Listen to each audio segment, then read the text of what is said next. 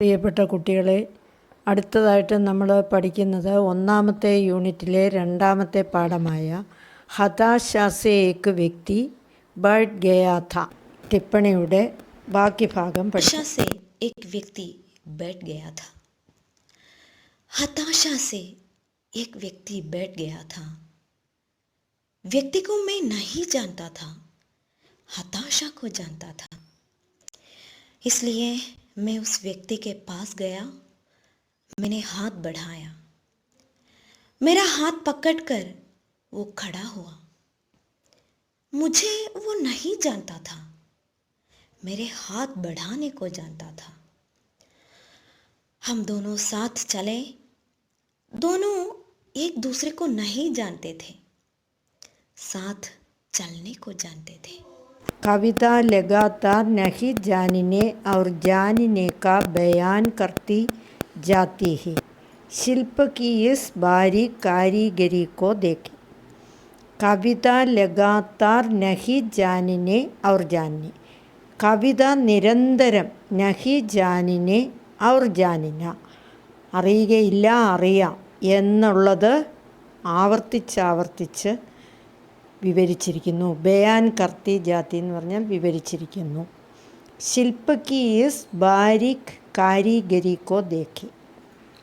ബാരിക് കാരിഗരി എന്ന് പറഞ്ഞാൽ സൂക്ഷ്മമായ ശില്പവിദ്യ. ഒരു ശില്പി തൻ്റെ സൂക്ഷ്മഭാവങ്ങളോടുകൂടി ഒരു ശില്പത്തെ ഏത് രീതിയിൽ നിർമ്മിക്കുന്നുവോ അതേപോലെ കവി ഇവിടെ സാമാന്യ പദങ്ങൾ ഉപയോഗിച്ച് വളരെ സുന്ദരമായി കവിത രചിച്ചിരിക്കുന്നു എന്നാണ് അതിൻ്റെ അർത്ഥം. വ മുझे नहीं जानता था, ഹാത്ത് ബഠാനെ കോ ജാൻതാ ഥ. എനിക്ക് ആളിനെ അറിയില്ലായിരുന്നു, പക്ഷേ എനിക്ക് അയാൾക്ക് സഹായം ആവശ്യമാണ് എന്നറിയാമായിരുന്നു. हम एक दूसरे को नहीं जानते थे, साथ साथ चलना जानते थे. ഞങ്ങൾക്ക് പരസ്പരം അറിയില്ലായിരുന്നു, എങ്കിലും ഒരുമിച്ച് നടക്കാൻ അറിയാമായിരുന്നു. യഹ നഹി ജാനിന ഔർ ജാനിന കവിതാ മേ കിസി ലോകഗീത് കെ സ്ഥായി കി തരഹ്.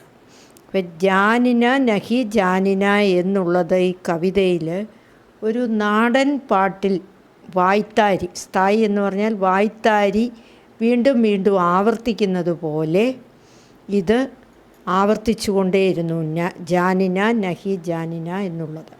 ഗദ്യമേ ലിഖി ഹുയി കിസി കവിതാമേ ലിറിക്കല യാ ഗീതാത്മകത കാ ബോധ് ഇസ് ഖൂബി കെ സാത്ത് ഹിന്ദി കി കിസ് കവിതാമേ ആയാ ഹെ യാദ് നഹി ആരഹ.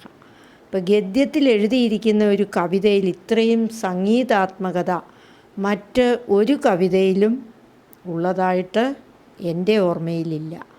ജൈസെ കിസി ഗസൽ മേ ആഖിരി ഷെർ കെ ആഖിരി ശബ്ദ് ശ്രോതാവോं की जुबान पर आपसे आप आ जाते हैं.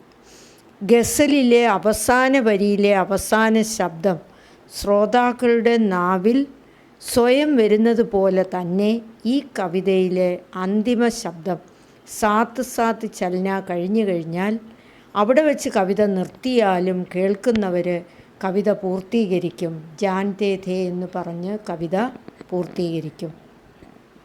യഹ് കവിത ജാനിന ശബ്ദക്കെ രൂട്ടിഗ്രസ്ത് അർത്ഥക്കോ പൂരി തരഹ് സെ ബദൽ ദേത്തി. ഈ കവിത ജാനിന എന്നുള്ള പരമ്പരാഗത അർത്ഥത്തെ മുഴുവനായും മാറ്റിയിരിക്കുന്നു. ഇസ് കവിത കി പഹലി ദോ പങ്ക്തിയോ മേ ഹി കവി അപ്പനി പൂരി ബാത്ത് കഹ് ദേത്ത. കവിതയുടെ ആദ്യത്തെ 2 വരിയിൽ തന്നെ കവി തൻ്റെ മുഴുവൻ ആ കവിതയുടെ ആശയം പൂർണ്ണമായി പറഞ്ഞിരിക്കുന്നു. ശേഷ പങ്ക്തിയാം ഉസി കഹേ ഗേക്കോ ഔർ സഖൻ ഔർ ഗഹര.